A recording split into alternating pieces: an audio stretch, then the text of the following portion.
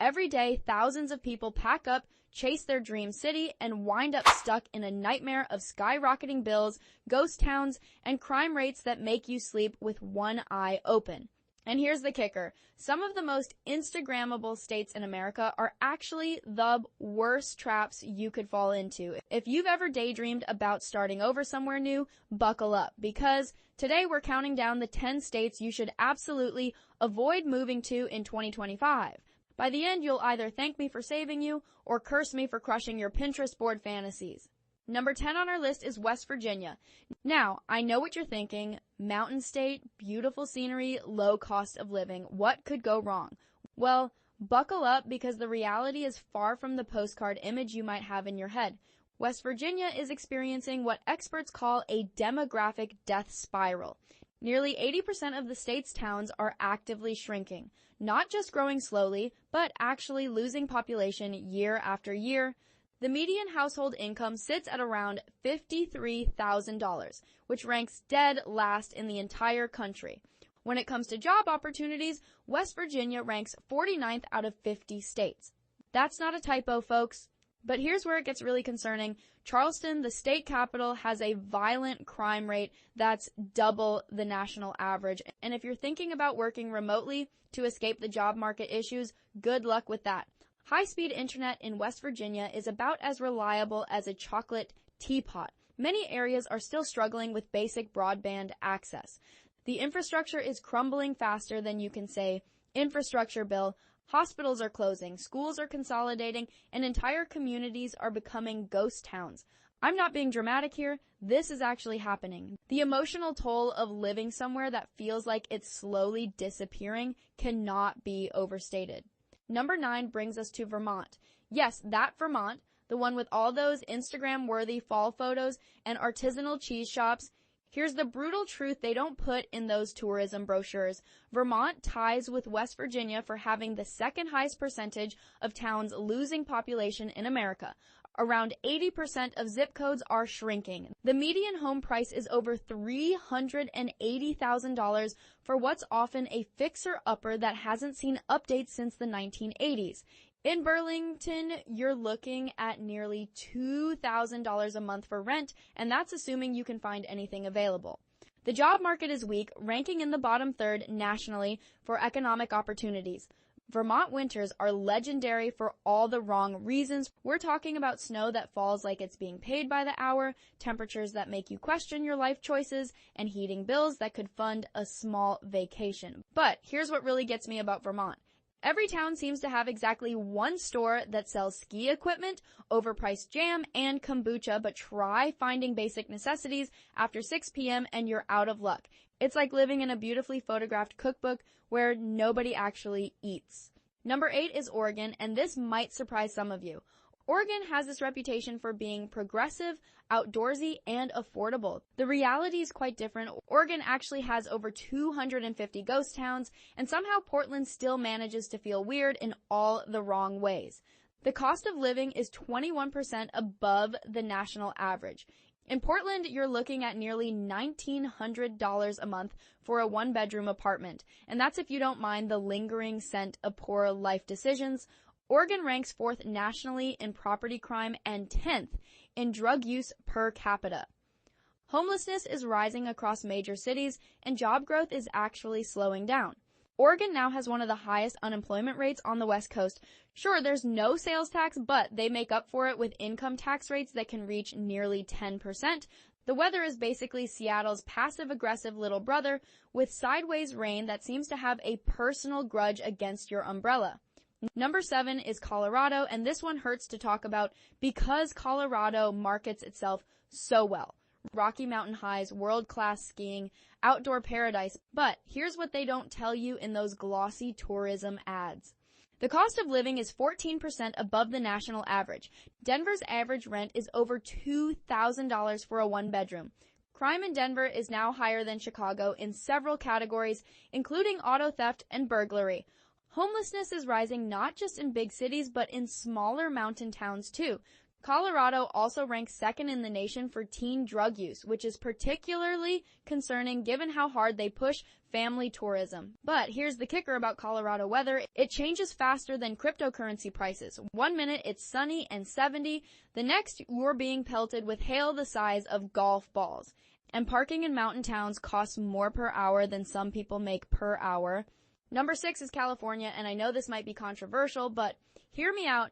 California used to represent the American dream. Tech innovation, Hollywood glamour, perfect weather. But that dream now comes with a price tag that would make your accountant cry. The median home price statewide is over $785,000. In San Francisco, try $1.3 million for a fixer-upper that probably has structural issues. Rent in Los Angeles averages $2,800 a month for a one-bedroom, and you'll likely need roommates to afford it. Gas prices regularly exceed $5.50 per gallon. California has the highest state income tax in the country at over 13%. Add in the constant threat of wildfires, droughts, earthquakes, and traffic that's basically a part-time job, and you start to understand why people are leaving. California traffic deserves its own category of human suffering. You will age sitting in it. I once witnessed someone finish an entire rotisserie chicken while stuck on the 405. And why does every coffee shop charge $7 for what amounts to flavored water with pretentious foam art?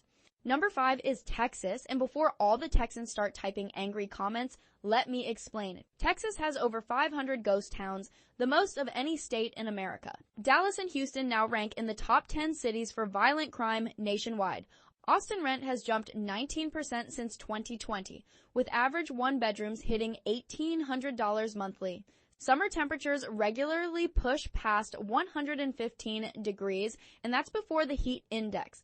The Texas electrical grid still hasn't fully recovered from the 2021 freeze, despite all the PR campaigns claiming otherwise. Sure, there's no state income tax, but you'll pay it back through insurance premiums, toll roads everywhere, and your gradually diminishing will to live. Want to walk somewhere in Texas? Sorry, you'll need a car. Want reliable electricity? Keep some candles handy. The infrastructure feels like it's held together with barbecue sauce and wishful thinking. Number 4 is Pennsylvania, and this one has some truly bizarre elements. Nearly 60% of Pennsylvania's zip codes are losing population, especially in small towns and rural areas. Pittsburgh's job market ranks among the slowest growing in the country. Philadelphia's violent crime rate remains 160% above the national average. But here's where Pennsylvania gets weird. There's literally a town called Centralia that's been burning underground for over 60 years. An actual underground coal fire that just won't quit. Property taxes in some counties are sky high while wages remain stagnant. Pennsylvania drivers seem to treat traffic laws as gentle suggestions rather than actual rules. The state feels like it's stuck in a 1990s time capsule, complete with dial-up internet speeds and infrastructure to match. Number 3 is North Dakota, and while it might seem peaceful on paper, the reality is harsh. Winter temperatures regularly drop to negative 30 degrees Fahrenheit, and that's before wind chill. North Dakota has some of the highest per capita carbon dioxide emissions in the country at nearly 73 tons per person. Population is stagnating, with more people leaving rural counties each year than moving in.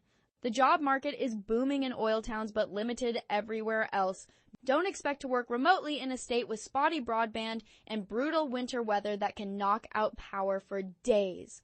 The social isolation can be overwhelming. Your idea of a fun night out will end by 8:30 with everyone discussing farming equipment. Every intersection seems to be a four-way stop, but locals treat them like improv exercises. Number 2 is Wyoming, and this state presents some unique challenges. Wyoming ranks number 1 in the United States for carbon dioxide emissions per capita at a staggering 96 tons per person. Property crime is increasing in cities like Cheyenne despite the low population density. Over 25% of rural areas have no reliable internet access, which is fantastic if you enjoy buffering videos in standard definition. The job market is strong in coal and oil, less so if you're not interested in heavy machinery or rodeo entertainment. Wind chill can drop to negative 50 degrees Fahrenheit. There's literally one Starbucks in the entire state, and some government offices still use fax machines. The isolation is profound, and while the scenery looks like a computer wallpaper, living there requires a different mindset entirely. And finally, number 1 on our list is Alaska. Alaska markets itself as rugged freedom, America's final frontier. Clean air, majestic mountains, and they even pay you a dividend just for living there. Sounds amazing until you experience the reality. Carbon dioxide emissions per capita exceed 56 tons per person. Anchorage has a violent crime rate, double the national average. The cost of living is brutal, with groceries up to 50% higher than the national average. In remote communities, that assumes groceries even arrive regularly. Internet can be slower than dial-up, and daylight swings from 22 hours of sun to almost complete darkness depending on the season and your mental health. The Alaska Permanent Fund dividend in recent years has been under $1,000. That covers maybe one major grocery shopping trip. Heating bills can cost more than most people's rent in other states. Every trip outside becomes a potential survival situation. The seasonal depression during months of near total darkness, while a moose blocks your driveway, is not something most people are prepared for. Here's the thing about all these states. I'm not saying they don't have redeeming qualities or that nobody should ever live there. But if you're planning a major life change, you need to understand what you're actually signing up for. The Instagram photos and tourism websites don't tell the whole story. Before you make any major moving decisions, do your homework. Research job markets, crime statistics, climate data, and cost of living calculators. Talk to people who actually live there, not just visit. And always have a backup plan. What do you think? Have you lived in any of these states? Did I miss any major red flags? Drop your experiences in the comments below. Thanks for watching, and I'll see you in the next one.